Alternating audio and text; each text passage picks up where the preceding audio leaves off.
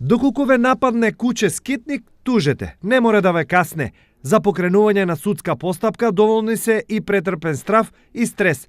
Нешто кое, откако ќе се докаже, ќе ви го надомести општината каде што инцидентот се случил. Дали ова го знаат граѓаните? Не знам, ја некна сино го опало за ракта, ај 3 инекции изdobi. А знаете ли дека може да тужите? Ја не знам. Да. Кого би тужиле? Општина, собрание одговара. Сите граѓани знаат дека има право. Има многу општини што плаќаат одштета. Можеме да тужиме, ама кој ќе ти признае тоа си ќе тужиш? Сад може джабе да ти биде.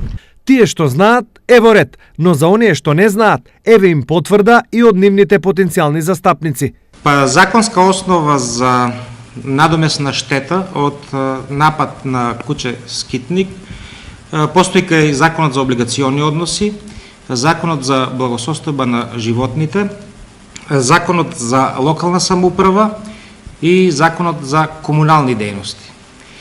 Според овие закони, значи, солидарно одговара општината, каде што се случил настанот, и комуналното предпријатие, исто каде што се случил настанот. Во донесувањето на крајната одлука, предвид се земаат сите околности. Иако има законска пракса да судовите ги ослободуваат од одговорност локалната самоуправа и јавното предпријатие, се повикуваат на правното лице кому му е даден тендер за да ги врши овие обврски кои што се согласно Законот за комунални дејности.